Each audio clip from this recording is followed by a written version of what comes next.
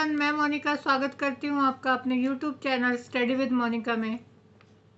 आज की वीडियो में हम बात करने वाले हैं क्लास 12th हिस्ट्री के हमारे चैप्टर नंबर 6 के बारे में, जिसका टाइटल है भक्ति सूफी परंपरा। देखिए, इस चैप्टर में हम बात करेंगे धार्मिक विश्वासों में बदलाव और श्रद्धा ग्रंथ 8वीं से 18वीं सदी तक की। इससे पहले के जो चैप्टर हैं उनमें हमने बात की थी लगभग 6वीं शताब्दी ईस्वी तक की। 5th चैप्टर जो है हमने 4 चैप्टर कंप्लीट किए हैं और 5th चैप्टर जो है वो अभी हमने छोड़ दिया है, क्योंकि CBSE ने अभी उस चैप्टर को जो है डिलीट किया है, तो वो आपके एग्ज़ाम में नहीं आएगा। तो इसलिए हम जो है आज ये चैप्टर नंबर 6 के बारे में हम डिस्कस करेंगे। देखिए, 6वीं शताब्दी ईस्वी तक हमने बात की कि किस तरह से जो है ब्राह्मणवाद का उदय हुआ। जो समाज था वो 4 वर्णों में बटा हुआ था। बौद्ध और जैन धर्म को जो है लोगों ने काफ़ी प्रभावित किया। बहुत सारे लोग हैं जो उन्होंने बौद्ध और जैन धर्म को अपनाया। इसके बाद धीरे धीरे जैसे कुछ संत और फकीर जो लोग थे वो हमारे समाज में आए। बहुत सारी जो है कुरीतियाँ थी, जो ब्राह्मणवाद, जो 4 वर्णों में समाज बटा था, उसके बाद के जो भी हमें देखने को मिलेंगे धर्म, इन लोगों को उनमें बहुत सारी बुराइयां देखने को मिली। उनको लगा कि भाई ये जो समाज के लिए ये ठीक नहीं है, ब्राह्मणवाद जिस तरह से 4 वर्णों में बांटा गया है, हमारे समाज को जाति पाति का भेदभाव किया गया है। तो इसी तरह से इन कुरीतियों और जाति पाति के भेदभाव और इन सब को मिटाने के लिए जिस तरह की जो परंपराएं और धार्मिक विश्वास हमारे सामने देखने को मिले लगभग 8वीं सदी से, उनके बारे में हम इस चैप्टर में बात करेंगे कि किस तरह से उन आंदोलनों को, उन धार्मिक विश्वासों को जो है भक्ति का रूप मिला। हिंदू धर्म, मुसलमान जो है, सूफी, चिश्ती, इन सारे संप्रदायों के बारे में हम इस चैप्टर में अपने बात करेंगे। तो चलिए शुरू करते हैं आज का अपना चैप्टर। अध्याय 4 में हमने पढ़ा कि प्रथम शताब्दी के मध्य तक आते आते भारतीय उपमहाद्वीप का प्रवेश धार्मिक इमारतों, रूपों, विहार, मंदिरों में चयनित हो गया था। देखिए, 4th चैप्टर में हमने डिस्कस किया था सांची के स्तूपों के बारे में, जो कि बौद्ध धर्म का प्रतीक माने जाते हैं। तो उस टाइम पे जो है जो धार्मिक विश्वास थे, धार्मिक प्रतीक थे, उनको जो है इमारतों के रूप में, विहारों के रूप में, मंदिरों के रूप में हमने देखा। ये इमारतें किसी विशेष धार्मिक विश्वास आचरणों का प्रतीक हैं। व अन्य धार्मिक विश्वासों का पुनर्निर्माण हम साहित्यिक परंपरा जैसे पुराणों के आधार पर भी कर सकते हैं। तो हमने जो अपना साहित्य देखा है, जो भी उसके बारे में हमने देखा कि किस तरह से जो स्थापत्य कला, मूर्ति कला का विकास हुआ। जो बौद्ध धर्म थे उसको लेकर जो है बहुत सारी इमारतें बनाई गई, पत्थर की मूर्तियां बनाई गई, किस तरह से जो है भगवान की पूजा की जाती थी। और इस काल में अगर हम देखिए इस काल की बात करें हम अब 8वीं सदी से, यहाँ हम देखेंगे कि संत कवियों की रचनाएं हमें बहुत सारी देखने को मिलेंगी, जिनमें उन्होंने जन साधारण की क्षेत्रीय भाषाओं का मौखिक रूप से व्यक्त किया है। देखिए, जो 8वीं सदी का काल आया, जब ये भक्ति परंपरा जो हमें देखने को मिली, इसमें जो रचनाएं आई, जो संत कवि थे उनकी जो रचनाएं थी वो क्या थी, वो मौखिक रूप से ज़्यादातर गाई जाती थी। उनकी जो भाषा बोली होती थी वो बहुत ही साधारण होती थी। ये जो अधिकतर क्या है, संगीतबद्ध हैं ये रचनाएं, मतलब एक जैसे संगीत गीतों की तरह इन रचनाओं को जो है गाया गया था। संतों के अनुयायियों द्वारा उनकी मृत्यु के उपरांत संकलित की गई थी। और जो ये जो रचनाएं थी इनकी, वो क्या थी कि संतों के जो अनुयायी थे, इनको जो मानने वाले थे, इन संतों को, गुरुओं को, इनके जो शिष्य थे, उन्होंने जो है इनको संकलन किया, इनको जो है पुस्तकों का रूप दिया। अब हम देखते हैं धार्मिक विश्वासों और आचरण की गंगा जुमनी बनावट। देखिए, हम इसमें क्या पढ़ेंगे कि किस तरह से जो लोग थे, ये सूफी संत थे, इनके जो धार्मिक विचार थे वो लोगों को किस तरह से उन्होंने प्रेरित किया। इस काल की सबसे प्रभावी विशेषता यह है कि साहित्य और मूर्तिकला दोनों में ही अनेक तरह के देवी देवता अधिकाधिक दृष्टिगत होते हैं। देखिए, जब भक्ति परंपरा जो हमारे सामने आई तो उसमें क्या हमें देखने को मिला, चाहे हमें उनका साहित्य के जो है प्रमाण मिले हों, उनकी पुस्तकें, उनके ग्रंथ मिले हों, या फिर उनके जो है उनसे रिलेटेड हमें मूर्तियाँ मिली हों, उन दोनों में ही हमें क्या मिले हैं, देवी देवताओं का जो है रूप हमारे सामने आया है। पूजा प्रणाली का समन्वय। इतिहासकार इस विकास को समझने का प्रयास करते हैं उनका सुझाव है कि यहाँ कम से कम 2 जो प्रक्रियाएं हैं वो कार्यरत थी। एक प्रक्रिया ब्राह्मणीय विचारधारा के प्रचार की थी। देखिए, जो पूजा प्रणाली, जब लोगों ने भगवान के रूप में जिनका जो है को पूजा पद्धति को अपनाया कि भगवान के रूप में उनकी पूजा आरंभ की, तो उसकी जो है 2 प्रक्रियाएं, 2 रूप हमारे सामने आते हैं।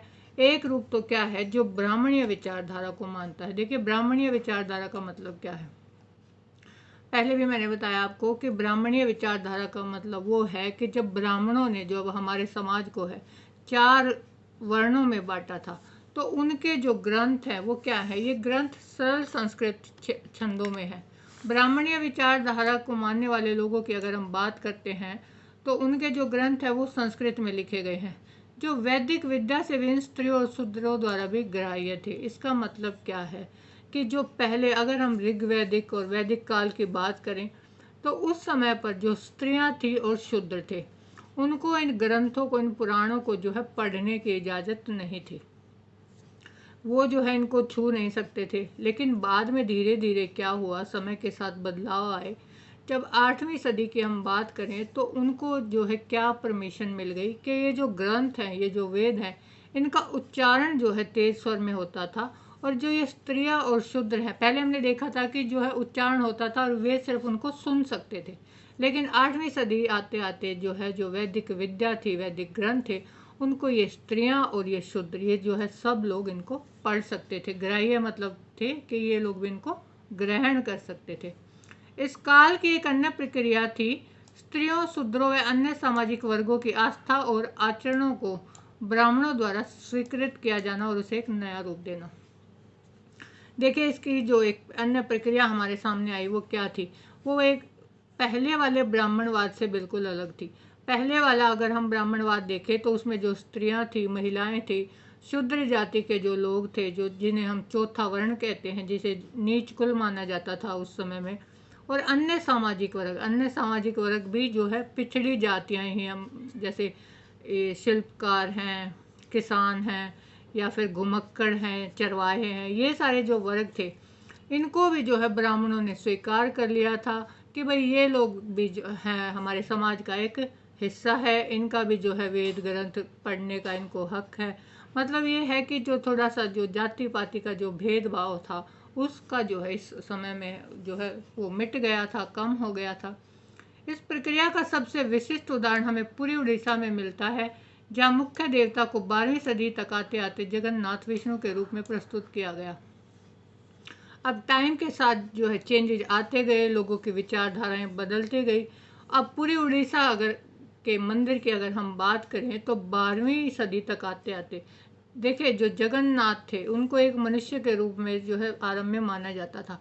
लेकिन 12वीं सदी तक आते आते क्या अवधारणा बन गई कि उनको विष्णु का रूप माना जाने लगा। उनकी जो है विष्णु के रूप में पूजा की जाने लगी। और पूरी जो उड़ीसा का मंदिर है वो इनका जो है बहुत ही सुंदर जो है मंदिर बनाया गया है। ऐसे उदाहरण देवी संप्रदाय में भी मिलते हैं। अब देवी देवता जो हमारे थे भक्ति परंपरा में, वह उनके उदाहरण भी हम देखेंगे कि देवी की उपासना अधिकतर सिंदूर से पोते गए पत्थर के रूप में की जाती थी। देखिए, देवी की उपासना का मतलब क्या है कि जो देवियां जिन्हें हम मानते थे, देवी मतलब एक स्त्री के रूप में जो है जिस भी भगवान की जो है पूजा की जाती थी, उसकी पूजा कैसे की जाती थी, एक सिंदूर से पोते गए पत्थर के रूप में की जाती थी। स्थानीय देवियों को पौराणिक परंपरा के भीतर मुख्य देवी देवताओं की पत्नी के रूप में मान्यता मिली। देखिए, जो पौराणिक परंपरा में जो जो देवियां थी उनको क्या माना गया कि जो भी हमारे जो मुख्य देवता हैं उनकी जो पत्नियां हैं, जैसे लक्ष्मी के रूप में विष्णु की पत्नी, अगर हम जैसे आज के समय में भी हम लक्ष्मी की पूजा करते हैं तो उनको क्या माना जाता है, विष्णु की पत्नी। और कभी जो है शिव की पत्नी पार्वती के रूप में हमारे सामने आई। और जो पार्वती थी वो शिव की पत्नी, उस समय में उनकी भी जो है पूजा बहुत लोग जो है करते थे। अब हम देखते हैं भेद और संघर्ष। भेद और संघर्ष का मतलब क्या है कि पूजा तो करते थे लोग, इन्होंने जो है अपने देवी देवताओं के रूप में भगवान को मानना शुरू कर दिया था। लेकिन इनको जो है इनके सामने कैसे ये लग रहा था कि भाई इनमें क्या अंतर है, लोगों की विचारधाराएं क्या थी, किस तरह से वो इसके प्रति जो है अलग अलग अपना दृष्टिकोण रखते थे। देवी की आराधना पद्धति को तांत्रिक नाम से जाना जाता था। जो लोग देवी की पूजा हमने देखा कि एक सिंदूर से पोते गए पत्थर के रूप में करते थे, तो उसको क्या माना जाता था कि भाई ये लोग जो देवी की पूजा कर रहे हैं ये एक तांत्रिक विद्या, तांत्रिक पद्धति के रूप में इसकी जो है पूजा कर रहे हैं।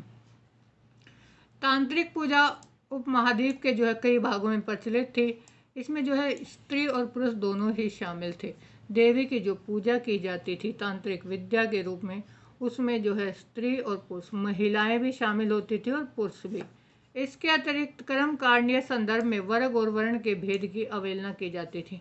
और वर्ण और वर्ग के भेद का मतलब यही है कि जिस तरह से ब्राह्मणों ने समाज को 4 वर्णों में 4 भागों में बांट रखा था, उसकी अवहेलना की जाती थी कि भाई जो हमारा समाज है उसमें इस तरह के जो है कोई वर्ण व्यवस्था नहीं होनी चाहिए। जन्म के आधार पर मनुष्य का जो है ये नहीं माना जाना चाहिए कि भाई इस जाति में ये मनुष्य ने जन्म लिया है तो ये इस तरह के कार्य करेगा। ब्राह्मण में कुल में जन्म लिया है तो ब्राह्मण के कार्य करेगा। अगर किसी ने शूद्र कुल में जन्म ले लिया तो वो क्या करेगा, वो शूद्र के कार्य ही करेगा। तो इन सब बातों की जो है अवहेलना भी इस समय में होने लगी थी। इस पद्धति के विचारों ने जैन और बौद्ध दर्शन को भी प्रभावित किया था।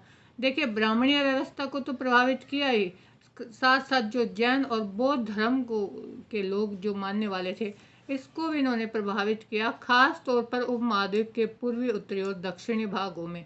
आगामी सहस्त्राब्दी में इन विश्वासों और आचरणों का वर्गीकरण हिंदू के रूप में हुआ। अब जो है हमने ब्राह्मणवाद की अवहेलना की, उसके खिलाफ लोगों ने जो है आवाज़ उठाई। बौद्ध और जैन धर्म के कुछ नियम थे उनके खिलाफ भी आवाज़ उठाई, उनको भी जो है गलत माना।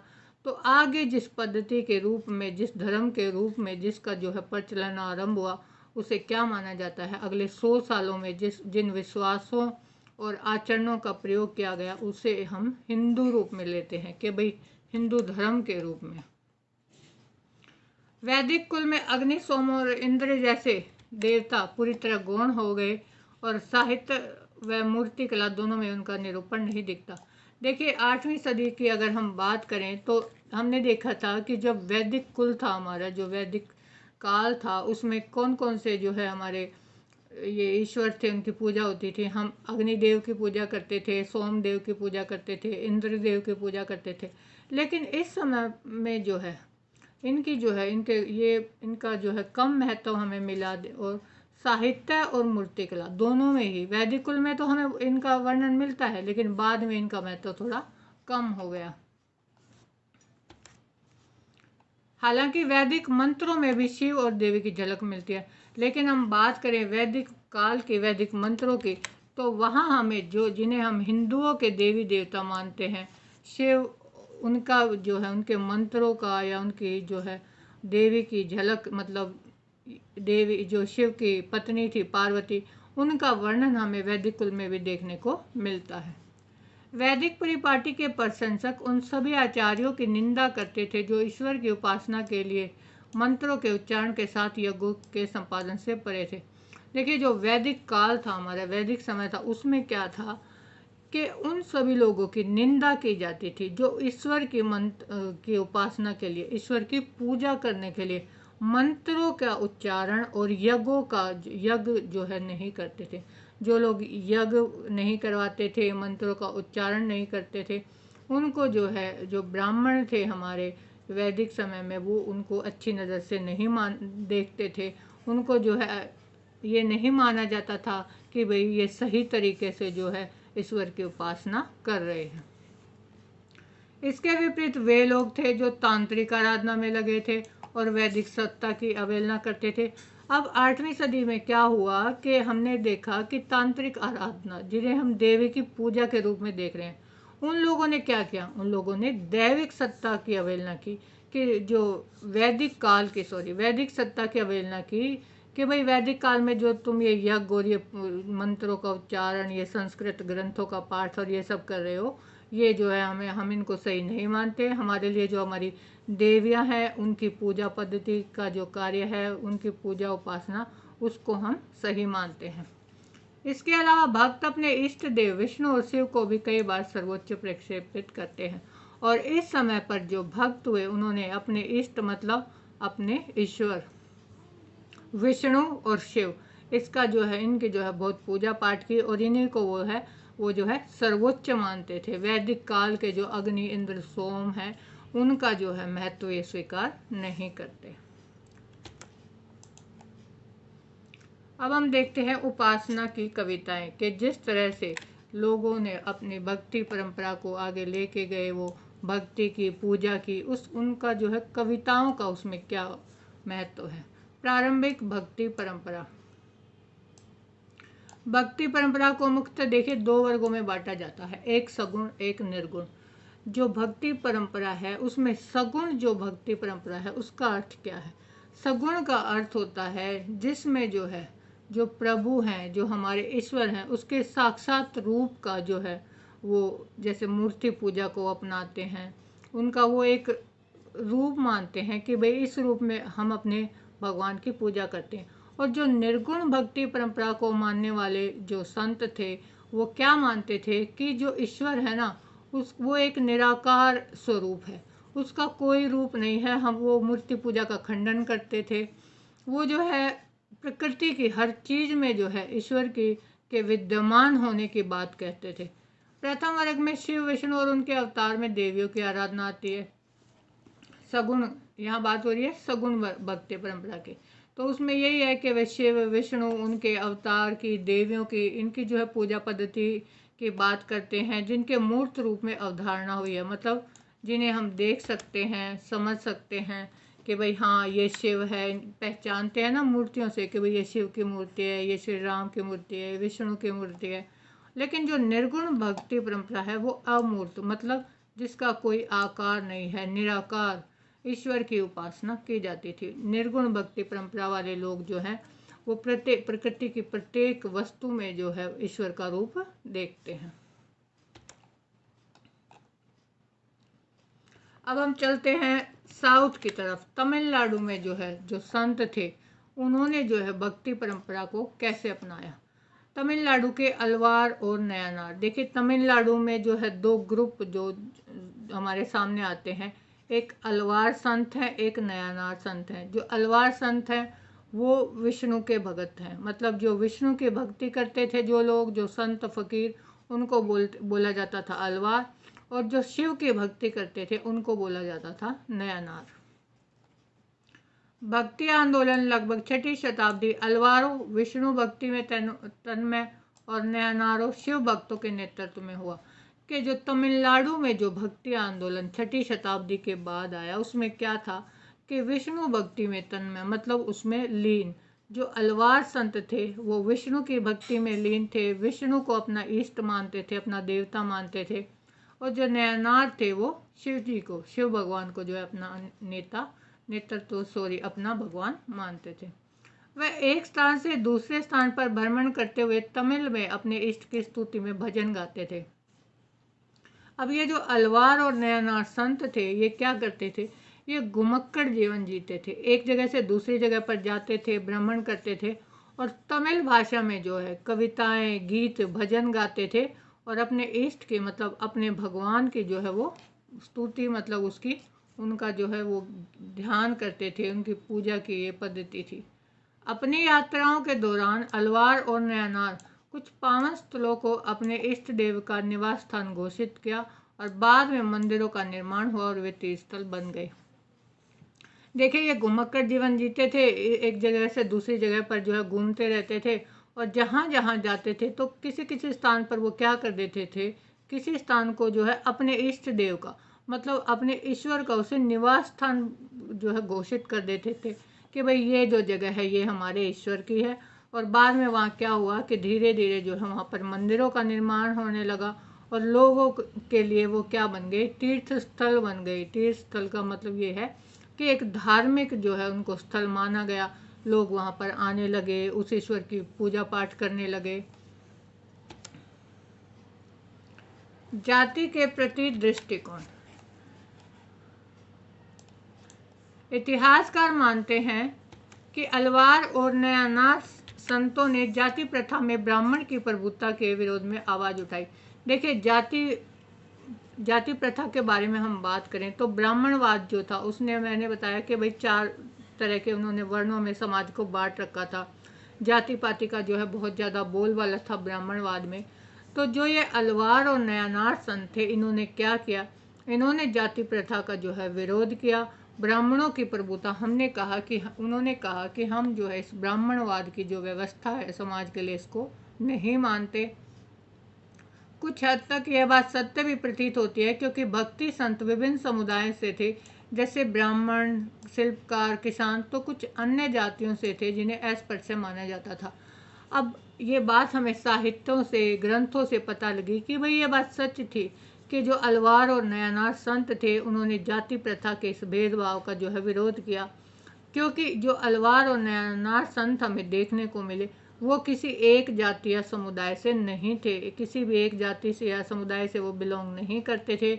उनमें ब्राह्मण भी थे, शिल्पकार भी थे, किसान भी थे, या फिर कुछ अन्य जातियों का मतलब यहाँ पर उन जातियों से है जिन्हें ब्राह्मण व्यवस्था में नीच या शूद्र जाति का माना गया है और जिन्हें अस्पृश्य माना जाता था। जैसे पिछले चैप्टर में हमने बात की थी चंडालों के बारे में, कि जो चंडाल लोग थे, जो शवों को उठाते थे, दाह संस्कार करते थे, इस तरह के जो कार्य करते थे, उनको ब्राह्मण अस्पृश्य मतलब बिल्कुल छूने के लायक भी वो उनको नहीं मानते थे कि भाई ये लोग तो जो है छूने के लायक भी नहीं है, इनसे दूर रहो, इनके दर्शन भी नहीं करने। तो ऐसी जाति के लोग भी हमें इन अलवार और नयानार संतों में देखने को मिले हैं। अलवार और नयानार संतों की रचनाओं को वेद जितना महत्वपूर्ण बताकर इस परंपरा को सम्मानित किया गया। अब क्या हुआ कि जिस तरह से इन लोगों ने भक्ति की परंपरा चलाई, जिस तरह से इन्होंने भक्ति की, लोग इनसे प्रभावित हुए, उसके बाद इनकी जो रचनाएं थी उनको पुस्तकों में लिखा गया। तो इनकी रचनाओं को वेदों जितना, हमने देखा था कि वेद जो हमारे ऋग्वैदिक काल में, वैदिक काल में जो वेद लिखे गए, तो इन अलवार और नयानार संतों की जो रचनाएं थी अपने विष्णु और शिव जी के लिए, जो इन्हें रचनाएं की, उनकी भक्ति के लिए जो ये गीत गाते थे, उनको भी वेदों जितना महत्वपूर्ण बताया गया और उनको वेदों के समान ही आप कह सकते हैं कि इनको सम्मान दिया गया। अलवार संतों के एक मुख्य काव्य संकलन नलीरा दिव्य प्रबंधनम का वर्णन तमिल वेद के रूप में किया जाता है। अब ये नलीरा दिव्य प्रबंधनम क्या है, देखिए अलवार जो संत थे नलीरा, उन्होंने तमिल में एक वेद लिखा था। तमिल में अपने ईश्वर की स्तुति के लिए जो है वेद लिखा, जो ग्रंथ लिखे। नलीरा दिव्य प्रबंधन का मतलब क्या है, नलीरा का मतलब होता है तमिल में 4000। तो इन्होंने जो है 4000 जो है पद लिखे थे अपने विष्णु की, अपने इष्ट की स्तुति के लिए। उनको एक वेद के रूप में इनको संकलित किया गया और इनको जो है वेदों के जितना महत्वपूर्ण बताया गया और इनको सम्मान दिया गया। इस ग्रंथ का महत्व संस्कृत के 4 वेदों जितना बताया गया, जो ब्राह्मण वेदों द्वारा पोषित थे। तो इस ग्रंथ को भी जो है हमारे जो 4 वेद हैं, ऋग्वेद, यजुर्वेद, अथर्ववेद, सामवेद, इनके जितना ही जो है ये कहते हैं कि भाई ये महत्वपूर्ण थे, इनकी तरह ही इनकी जो है इनको सम्मान दिया गया। लोगों के सामने इसको जो है एक तमिल वेद के रूप में जो है लाया गया। तो इसके आगे का चैप्टर हम देखेंगे अपने नेक्स्ट वीडियो में।